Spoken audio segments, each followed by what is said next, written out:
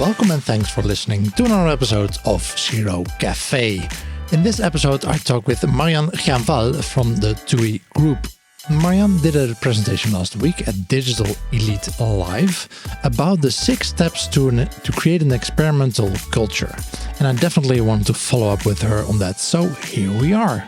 My name is Guido Jansen and welcome to Zero Cafe, the podcast where I show you the behind the scenes of optimization teams and talk with their specialists about data and human-driven optimization and implementing a culture of experimentation and validation. In case you missed it, in the previous episode I spoke to Rahul Doraiswamy, who kickstarted the COVID-19 conversion rate aid package, and you can listen to that episode on the Zero Cafe website or in the podcast app you're listening with right now.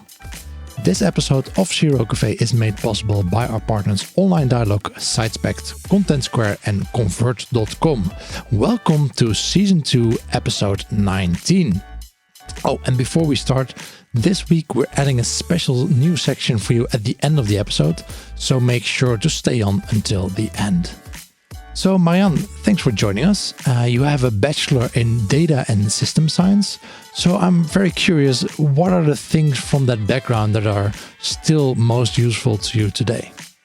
Well, hello, and thank you for having me. That's a good question. I mean, studying computer and system science, first of all, I think they kind of nailed the first course because it was a double amount of time course where we studied everything from like ITP servers to the hexadecimal system, being able to understand binary code, basically. So they got rid of a lot of people in the beginning of the course. Basically, it was a selection course, selecting the right students for continuing the course. Something like that.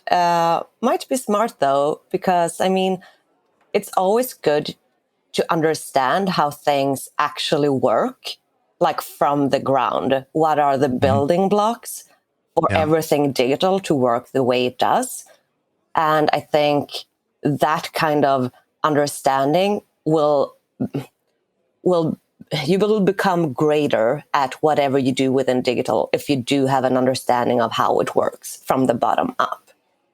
Yeah. With that said, we did a lot of programming as well, of course, both front end and some back end, which of course, I mean, has been a great advantage for me working within CRO because I've been able to build like all the A/B tests myself, basically. And I've noticed with so many other companies, organizations, and people that you can have like so many great ideas, but the development part of it is like always the bottleneck. But it hasn't been that way for me. So I think thanks to that, I've been able to advance and just create this, high velocity testing and being able to push a lot of experiments live because I've been able to code them myself. And with that understanding, I always knew how long will it take for me to actually develop this experiment and get it live. So just from that, I had the greater understanding, basically. Yeah. So, but at university, did you get courses in of course, in programming? But is it the same programming language that you use today to build the A/B test?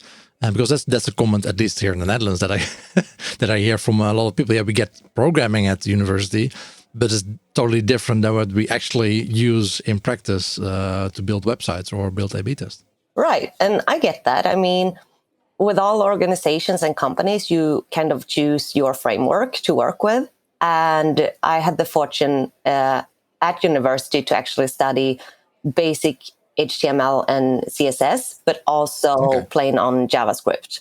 And JavaScript is basically all you need to build tests. So that was great for me. And we also did some Python, which of course I don't use that much now, but being able to understand how to significant calculate your tests and what our data scientists are doing to be able to build like a monitoring tool through Python has helped me a lot because we can have a good conversation around it. Yeah. So in the whole debate, Python versus R, I think I know where your preference lies. Well, I don't have a preference that much because I'm not the one who built it. But if I can have the understanding of it, I think that helps the conversation a lot. Nice. So I was wondering, so how did you acquire the nickname Queen of CRO? Yeah, that's a good question. Because you already got that at your first job, right? Yeah, it's That's crazy. impressive. I worked at a company called iProspect. And in that company, we had a small team called, we named it the Duck Team. It's spelled DAC, not duck as a duck, but it's pronounced exactly the same. It stands for Dashboards Analytics CRO.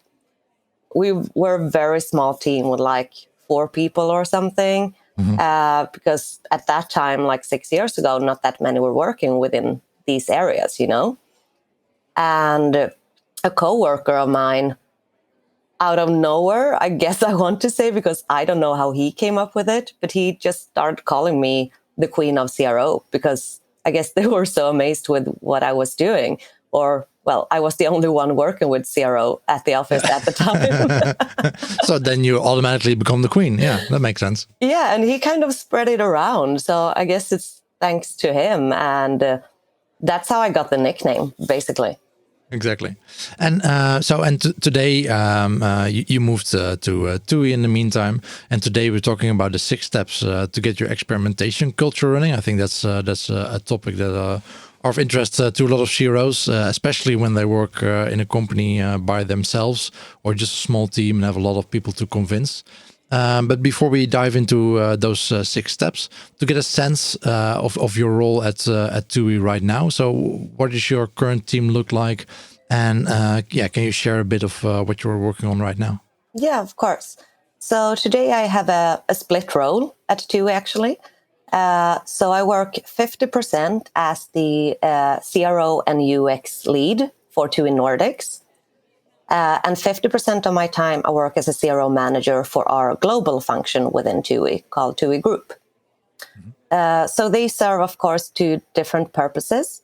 In my Nordic role, I'm responsible for the team that works with CRO and UX. This team has been built up through the past year, basically. The organization made the decision last fall, so about half a year ago, that CRO and UX would actually be together. Before that, it was only CRO. But since they're so close related, and within my study at university, I also studied interaction design. So UX is very closely related to me and what I know from before. So for me, that made total sense, to merge those 2 together.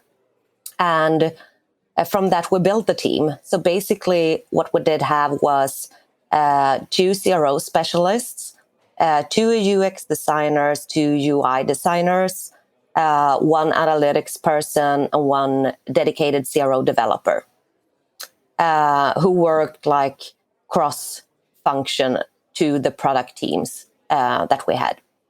I say that's how the team was and what that did look like because of the corona pandemic that we are in, there have been changes, and I did post about this on my Instagram, my LinkedIn some time ago, which has been really hard for all of us, and especially, being in the travel industry. So there are some team changes right now, and we will need to build up again once we get out of this. But that's the structure that we have had and that we are going to have when we get out of this. Yeah, I can imagine, especially since you're in tourism, a lot of changes in customer behavior, and the revenue won't have been favorable for you, I can imagine. Exactly. Yeah.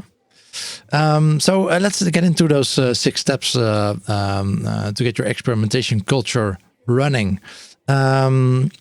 I think it makes sense to maybe quickly mention the 6 steps first before we dive into them. Yeah. So it's be a hero, running masterclasses, results.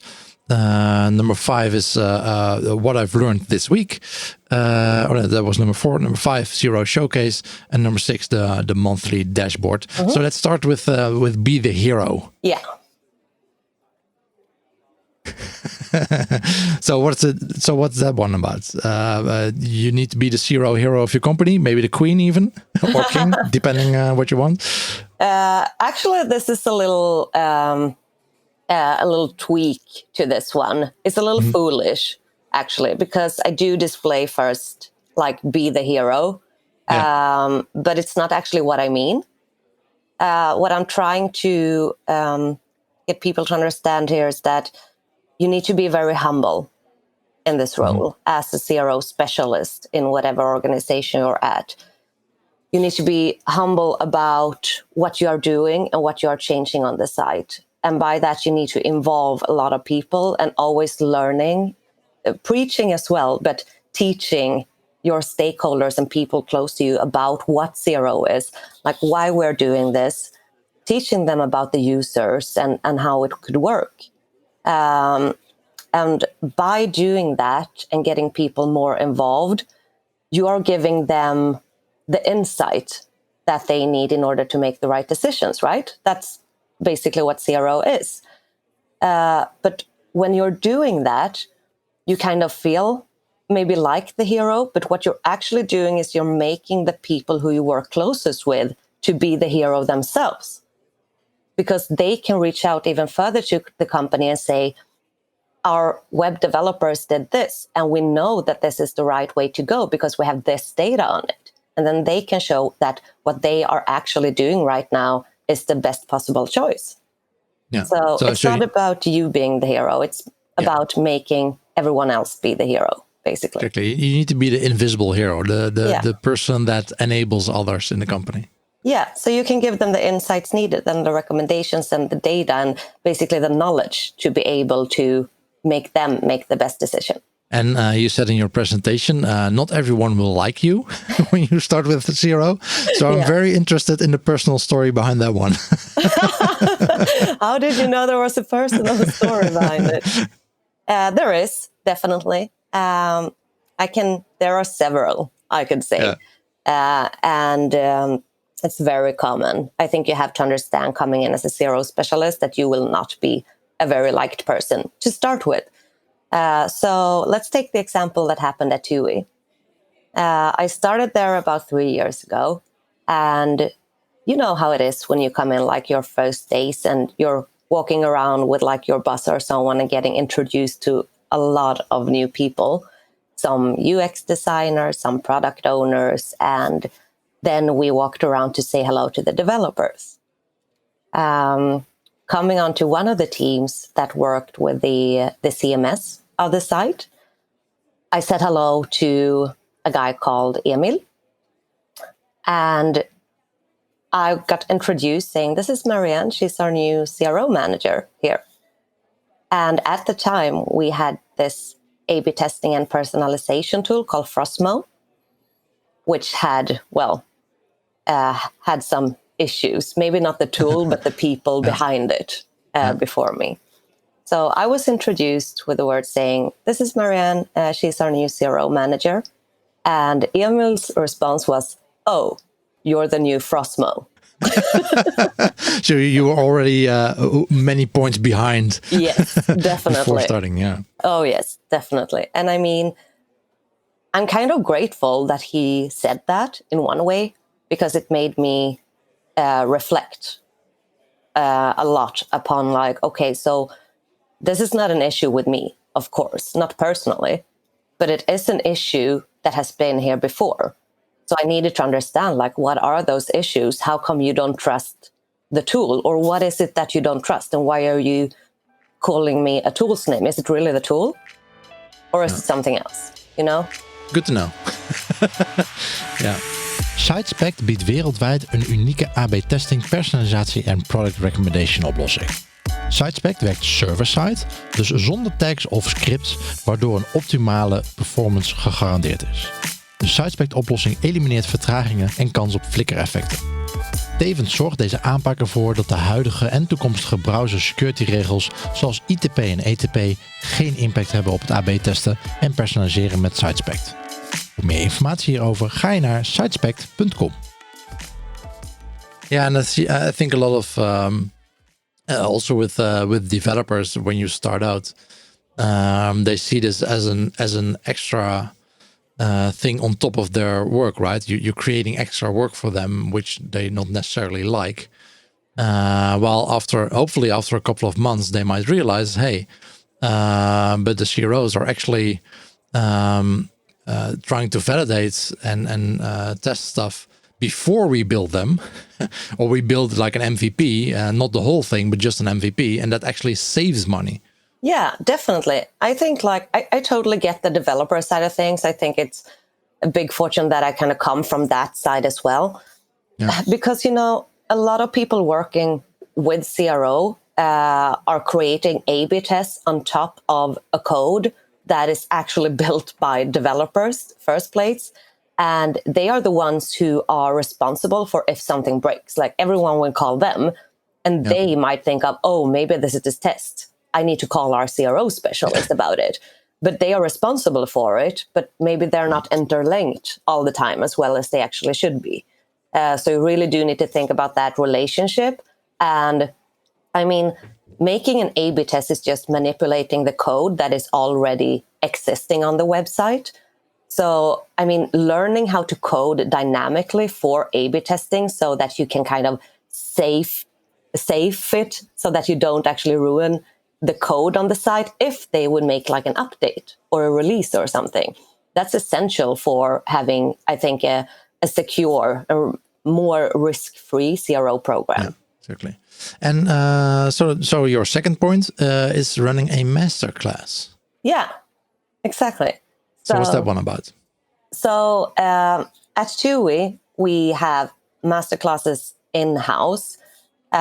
Everyone has them, like whatever kind of area you're working within. So when I had created, I mean, some not buzz, but, the closest stakeholders basically knew what CRO was. Then I asked if I could set up a masterclass just for like CRO to spread like the knowledge, because I mean, that's one of the most beautiful things with CRO is that it's so easy to show. It's so easy to like show inspirational cases from like Google or Netflix or whatever great companies that are really driving this experimental culture. So, I mean, just taking that. And so do people, can they follow that from the whole company? I mean, your company is not in one office. So is it like an online masterclass that people can follow? Is it like on demand or periodically, or how does it work? We do it physically, and also we do it on online. Okay. So it's live. So because I want to have that kind of interactive class whenever I'm basically doing stuff. Mm-hmm. And also we have so much material now that we have tested all over TUI. So basically in that masterclass, I can also like ask them, so what do you want to see? Because whatever area you're working in, you're interested in some part of the site, right? So then they can say, okay, I'm interested in the checkout. Then I can just like that, show them 5 tests that we did in the checkout so that they can get a greater understanding about what they actually care about. And I think that will make the learning more fun as well. Yeah, exactly. And how do you get people then to sign up for the masterclass? So we have an intranet where all the masterclasses are. And at TUI, we have like 40 learning hours every year. So it's like they really promote you going to these masterclasses to learn about all areas within the organization, which is great. Okay. So you can sign up for those just there, or I also like tell people, because some people come to me and they're like, oh, I never see when they are on our intranet. Can you just like give me a note when you have them there? So you have to help out. It's already in your business culture to go to masterclass. It's already a thing, right? So it's not just the CRO masterclasses. There are masterclasses for all kinds of different topics. Yeah, definitely. But I mean, if you don't have that within your organization, I mean, a masterclass is basically an email invitation, a room, or a digital setup, and a PowerPoint and you. So, I mean, you can do it. You can just say, I'm having a learning session for CRO, for our company. Sign up for it. It doesn't need to be that structured. Yeah. And how often do you do those masterclasses? I do them like 3 to 4 times a year. Okay. So quite often, but so in the beginning, like more people will obviously come, and then it will kind of slow down. But as I also want to say is like keep that up and don't let them go. Of course, you can do fewer as time goes by, but always keep them going because new people will come to the company and you want them on the same page too. So don't care that less people come because, I mean, you wouldn't go to the same masterclass twice either, right? Exactly. No, so it's a similar masterclass each time, but especially for the new ones, it's really interesting to invite those, right? To get them into the mindset of experimenting. Yeah, because there you really have the chance, right? Yeah. Because they're new coming into the company to show them like, this is how we really want to be and how we want to act and the culture we want to set. Those are easier than the ones who have been with the company for 20 years. Exactly. And then the third one, the results and sharing those. So how do you do that? The results is a kind of a tricky one that I kind of set into several steps, just that one actually, because I mean, the results is everything when it comes to the work of CRO. But mainly what I mean is that when you first do your the first A/B tests, just gather like all the closest stakeholders after every A/B test is executed and sit down with them to actually like show them the depth of the data and the insights, and also here again teach them about it. Like don't only go through like the top findings, teach them about what happened, what did we change in behavior. And also all of these stakeholders have like their own darlings. Everyone has. So if something has changed, they probably will ask you like, okay, so more people signed up to the newsletter, but how many logged in? Because that's my darling. I want to know. And then you can actually show them that you're so good at what you do and go into that analysis tool and show them the numbers while you're in the meeting. Because then it also shows the depth of what you can see. And you can also open up the floor and say, do you have any other questions? Look at all this data. We can find out anything. And you will get better ideas as well, because you learn from the organization what's important.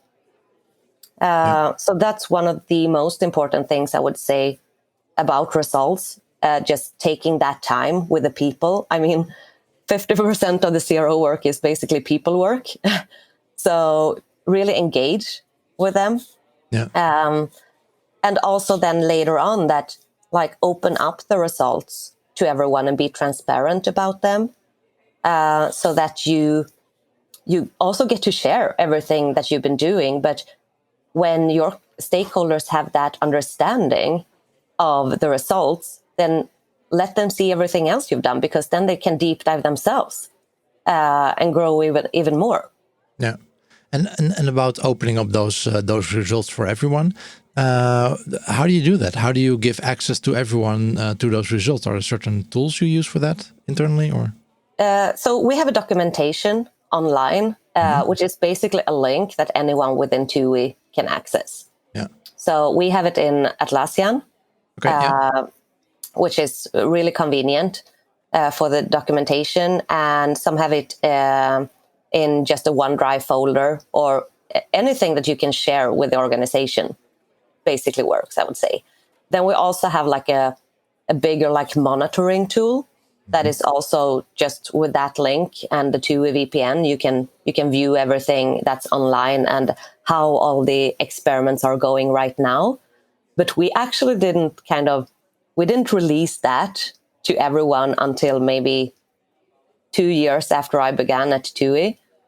Because seeing experiments when they are running, like as a stakeholder and the product owner, seeing one experiment, you're like, oh, look, it's up 20% after 2 days. They will like take actions on it directly. And we all know that you should not do that. Werk je aan een front-end AB-test en heb je ook last van de bekende flikkeringen in je variaties? Dit kan natuurlijk je testresultaten beïnvloeden en een positief testresultaat neutraliseren. Probeer Convert.com's AB-testing software die Smart Insert technologie gebruikt en die flikkeringen voorkomt. 5 keer snellere support via 24/7 chat de helft goedkoper en het bedrijf is daarnaast maar liefst 15 keer carbon positive. Je doet dus jezelf, je bedrijf en de volgende generatie een plezier door hun website convert.com/sneller eens te bezoeken.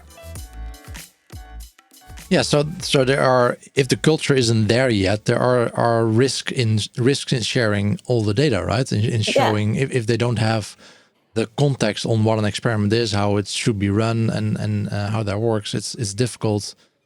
It might be working against you if you share everything.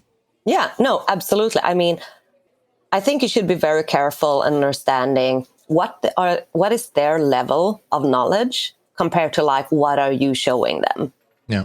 I mean, in the beginning, I was really like not sharing anything basically. So you say, for example, let's say you have executed an A/B test, you have it finished and you do the analysis.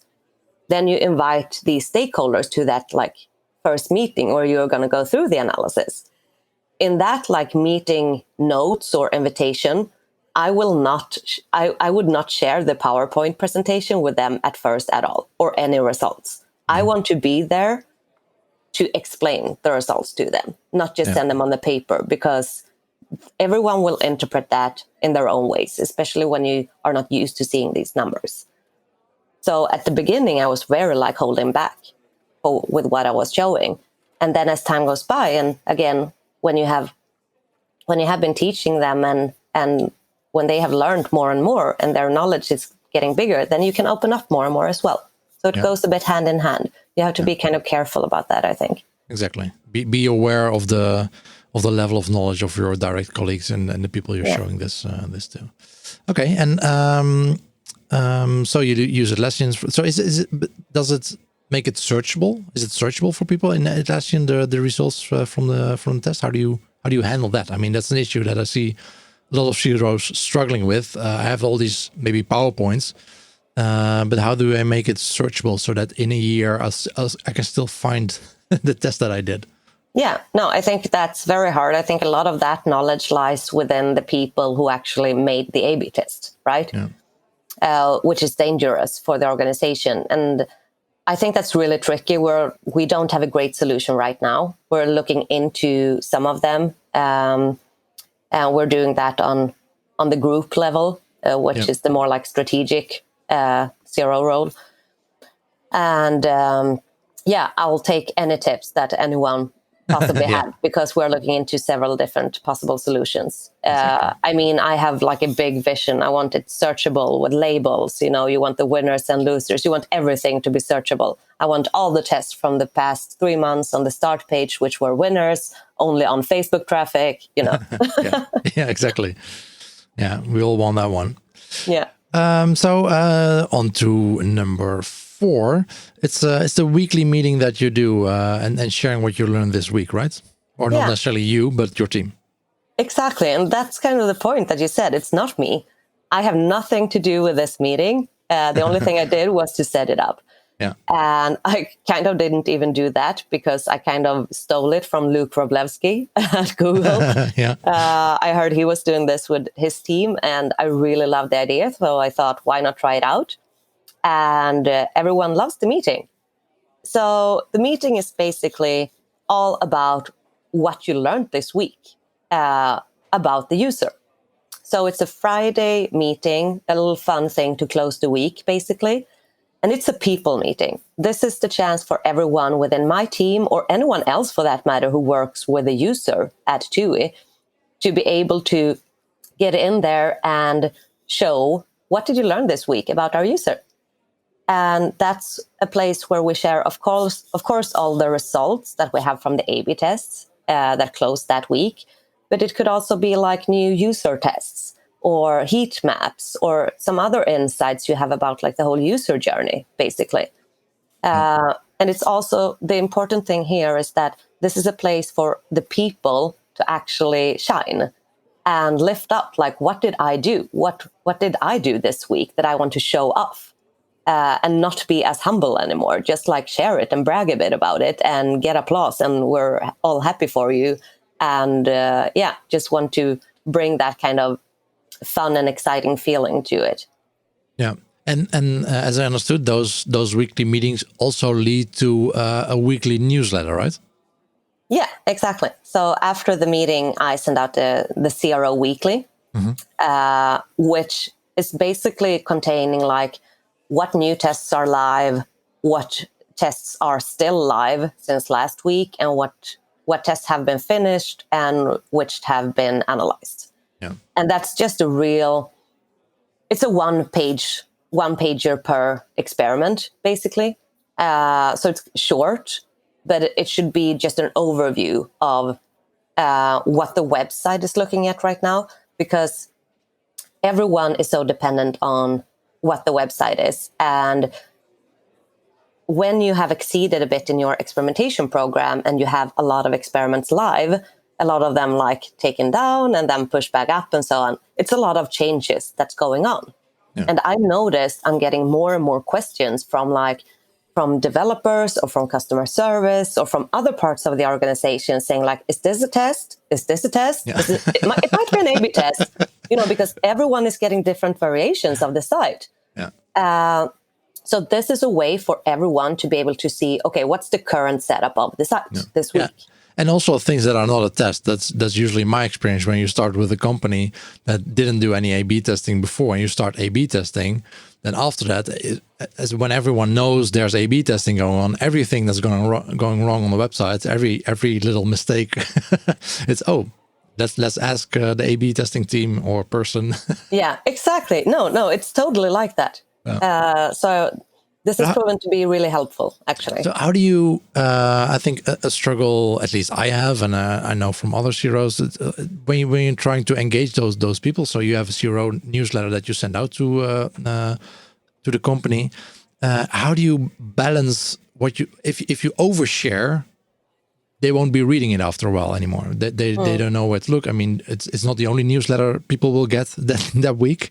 So how do you balance that? What do you share? And are there specific things that you don't share in those newsletters to not overwhelm them and to have them keep reading what they need to read? Yeah. So it should be very clear and very short. This newsletter. If they're interested in more, they have like a link in the newsletter which takes them to the documentation pages for kind of these tests. So this is basically very simple overview. Like this is the start page, these are the search tests, this is the checkout, and that's it. And even like I want to make it clear even from like the start of kind of opening it up, like what are the highlights? So that people who know that, there's an highlight within my area, I should check on that. But if you're not highlighted that week, basically you don't have to check it if you don't have time. So you should make it like really quick for people to understand. On to number 5, the CRO Showcase. Oh yeah, the Showcase. I like that one. I like all of them, of course, but the Showcase is fun. The Showcase is something I started with and have done at many workplaces now. It's a place at TUI. We started with it about 2 years ago. And the Showcase is a monthly meeting, basically, where everyone's invited. It's both online and offline. And what we do there is that we show off the greatest things we have learned by A/B tests during this month. And it's just a great place for, as you said, like these newsletters and weekly meetings, like you don't want to overload people with information, right? But to have something once a month where everyone can come, that's enough for a lot of people. The ones who are not on the newsletter or don't come to the weekly meetings, the ones who are a bit further from the CRO subject, but are still interested in what's going on with the site, those people are the ones who come to the CRO Showcase. Yeah. And even kind of our board members and very high management people also come to these meetings. And so we had that within TUI Nordic for a while. And then I had a conversation with a colleague from Belgium. And he asked me, like, can I join your showcase next month? And I'm like, yeah, sure. By the way, do you want to show like a test then? Since you're like joining, you're like a guest. They're like, yeah, okay, let's do that. And the next month I think it was in the Netherlands, who also wanted to join. And I said, well, do you want to share a test too then maybe? And then it felt like a Eurovision show or something, like calling out different markets and like, welcome Germany. But then we just decided to rebrand it basically and make it into a global CRO showcase. And to not like sit there for 5 hours to talk about all the tests that we did. We said that each market can show like 2 to 3 tests that they have learned the most from, good or bad, but learned the most from during this month that they want to show. Yeah, exactly. That was what I was wondering. So it's not only the winning test that you show, right? No. It's both the good, bad, and ugly. Yeah, exactly. Yeah, of course. The ones you learned from the most are often the losers, right? Yeah. Yeah. Exactly. Online Dialogue is al 10 jaar een toonaangevend CRO-bureau waar mensen, kwaliteit en kennisoverdracht centraal staan. Ze zijn een specialist omdat ze zich alleen richten op optimalisatie en klantgedrag. Het team zorgt voor online groei en waardevolle inzichten in je bezoekers en optimaliseren samen met jou de verschillende onderdelen van je CRO-programma, zoals websites, sales funnels en customer journeys. Voor meer info ga je naar onlinedialogue.nl. And then we have the sixth one. Steps to get your experimentational culture running. The last one is the monthly dashboard. I assume that's connected to the monthly meeting? Yeah, it is absolutely. They're both done on a monthly basis. Mm-hmm. Yeah. No, but the monthly dashboard is something that we have worked a lot with during the past year. And I would say it has come from the global CRO role that I've had for a while now. It's a way of trying to show higher top management what is the actual value of working with CRO, like the $1 million question, you know. And we have agreed to some primary KPIs that we are always looking at. So in this monthly dashboard, we show how many tests were executed this month, divided by market, because we still work divided by each market. So that's the one thing we're looking at. And then, we're also looking at something called margin attribution value. Mm-hmm. So we're trying to look at if we would implement this test a year ago, how much margin would we have earned? So it's like a prediction modeling that we're working with the tests that are the best and winners. So that's a margin revenue number we can actually bring forward. But we also, I mean, as I said, like the losers are often the ones you learn the most from. So we also do, on the opposite side of it, we also do the margin loss prevented. Yeah. So we calculate the losing tests and how much we've actually prevented TUI from losing because we didn't implement the bad shit. Yeah, exactly. Yeah. Yeah. So that's kind of the monthly dashboard that we're displaying. But in there, we're actually also doing like a bit of a fun twist to it. So we're also displaying the monthly winner. So that's one A/B test from all the markets that is announced as the winner for that month. Mm-hmm. It is the one with the most increased conversion rate or margin attribution, you know, some of our top goals. Yeah. And this is just like to adding a little bit spice and a small like fun competition in there, like a friendly competition thing. Mm-hmm. But it's also like a good, you know, at TUI, we have different websites today for like Germany, Belgium, Sweden, etc. And this is also very good like learning thing for the other markets to see, oh, you did this in like the search result. Then probably all the markets should prioritize that one for next month. Yeah, exactly. Yeah. And copy and revalidate those experiments from other countries. Yeah, exactly. And then we have like from that now we have a great prioritization list with like winning tests through months that we can follow up on. So it just gets bigger, I'd say, and you get a better view also around like different markets, what work and what doesn't work between different markets, but also very good and stable prioritization list. And I mean, the best data you could have there is like, well, this is actually the same company that you're in, but in a different market. You should probably test it. Yeah. Do you remember Any examples of that? That things that worked in one market and didn't work in another market, or? I would say everything. That's also a good learning, right? So to revalidate everything in different markets. Yeah, I'd say so. I mean, tests that we've been doing, the same ones in like UK and Nordics, or in Belgium and UK and so on, they always have slightly differ in results. Yeah. Me having worked with like the Nordics also for 3 years, we're saying the Nordics, but it's actually 4 individual markets. It's Finland, Norway, Sweden, and Denmark, and we always have different results.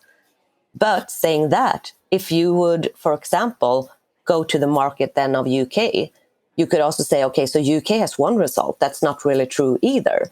Because if you drill down into demographics of UK, you will then get other results.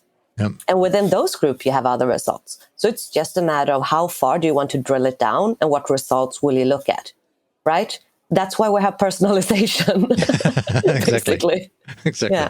So we earlier spoke about leaving things out of the things that you report to stakeholders if they're not educated enough, depending on the level that they are at. Is it similar with the monthly dashboard? Are there things that are specifically not in there? So the things we show in the monthly dashboard, it's very narrow. It's actually only these like main KPIs that we do have. And then it's the link to the presentations that we now have shown them, because everyone can join it. And we want to create that buzz and awareness and engagement from people, but it doesn't have to be that detailed. So these presentations that we show are more like, those have a storyline, which is like easier to understand for anyone, and just more of an inspiration, basically. Not that like digging deep into the data for those ones. Yeah. Yeah. Exactly. So Marianne, thank you so much for sharing these 6 tips with us. So my final question for you will be, if you have any, do you have any books that you like to tip to our audience? Oh yeah, I have one favorite book of all times.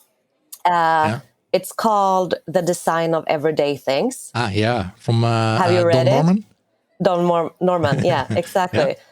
I think I read it at university, and since then I've read it like 5 times, I think. It's also one of these books where you kind of understand how stuff works from the beginning. Why do I understand to reach for a handle? And how do I understand to push a door? And somehow that book gave me clarity to understand and put words on what doesn't work. Yeah. And I could actually understand what the problem is instead of only feeling frustration. And I think that is exactly the same what CRO is, but with digital devices. Yeah. I think the book, we will definitely link to the book in the show notes of the podcast. And I think the book is it's quite old already, right? It has nothing. It has nothing to do with the internet. I think. No, nothing. They're talking about doors and lamps and everything, but you can kind of figure out yourself and understand the connection between them. And that has, for me, been a very good exercise that I did from the book, actually taking these words like affordance, for example, taking that from the physical world and putting it into the digital one to understand myself. Yeah. How are those going to map together? Exactly. Yeah. A quick search told me that the publication date is 1988. So yeah. Yeah, there you go. But that's great. So it's the same principles, right? And also trying to explain that to people when I explain. So I have a background in psychology. How do you apply that online? And indeed, the study had nothing to do with online, but it's still human behavior. Exactly. It's still a lot of the same principles apply, and the nuances are different here and there. And of course, we have a lot more data online. Which is great. But it's still human behavior that we're looking at and trying to optimize for. Yeah, I think to go back to where we started with this talk, like you have to understand how the stuff works from the lowest building blocks to really understand why we are behaving as we are right now. Yeah, I think that's a great summary. Marianne, thank you so much. Good luck with what you do, and good luck with the whole situation within travel and tourism. I hope it will recover fast, fast enough for you to at least start rebuilding your team. Yeah, thank you so much. And thank you for having me. Thanks. Bye-bye. And that brings us to the special news section I mentioned in the intro. Our sponsor Content Square has quite some clients and quite some data on things like traffic, session time, transactions and conversion rates split over 20 industries and a couple of other dimensions. And the amazing thing is that they have put all of this in a public dashboard, and they are closely monitoring the effects of the pandemic on e-commerce, giving us some very detailed insights how these different industries are affected. So from this week onward, they will have a small section in the podcast in which they will update us on the latest developments. Say hello to Tjeerd van der Putten from Content Square. To provide understanding during this uncertain time, we are monitoring the impact of coronavirus on online consumer behaviors. Every week, we analyze billions of online sessions across 900 websites to understand online behavior and to see what trends are unfolding across all industries this week.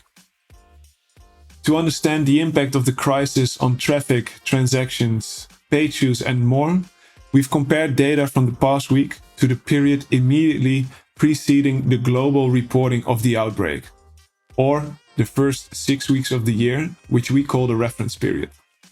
Here is what we serviced the past week. Generally speaking, it seems the story this week is stabilization.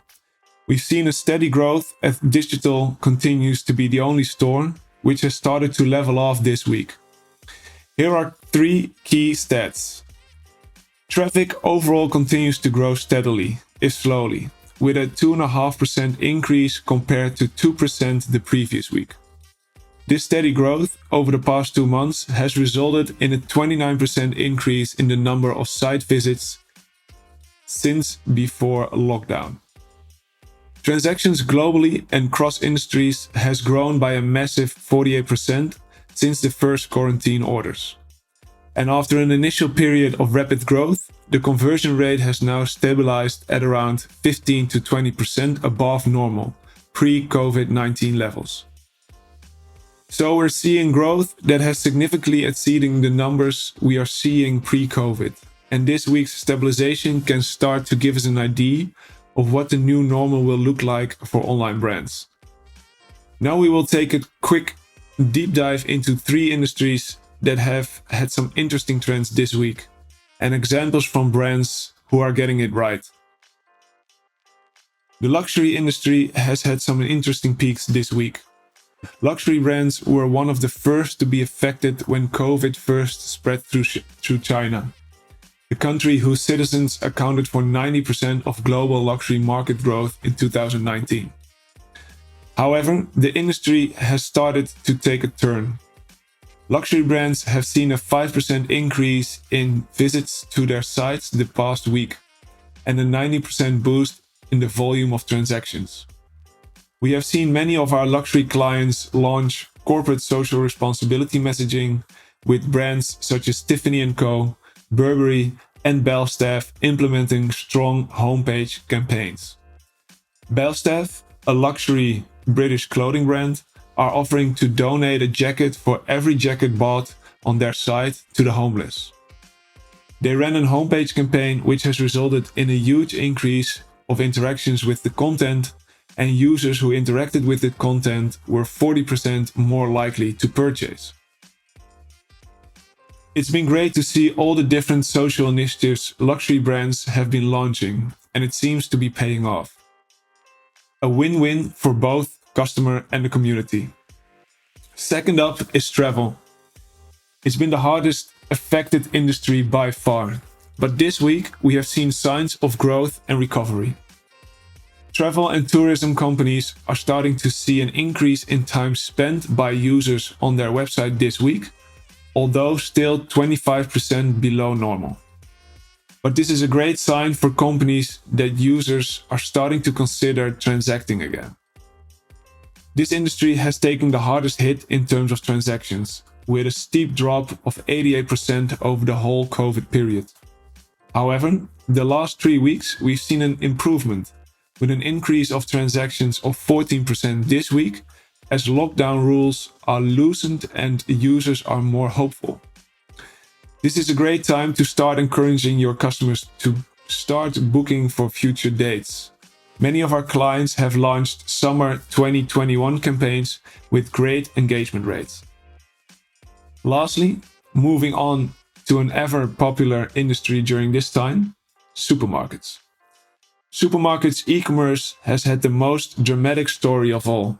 From a spike pre-quarantine of 3 times normal traffic to massive conversion rate decline due to delivery and supply chain issues, with brands now responding to these changes.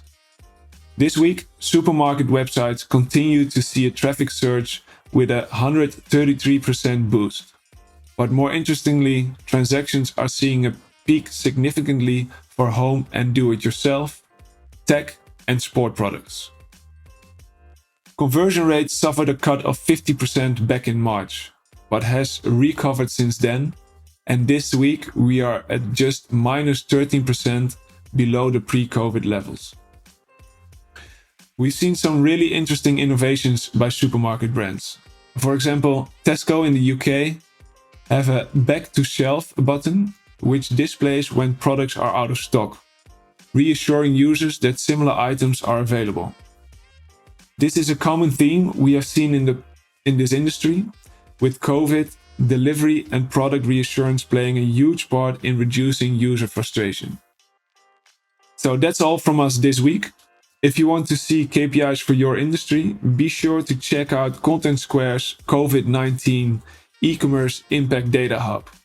It's updated every Monday with the freshest behavioral data across all sectors.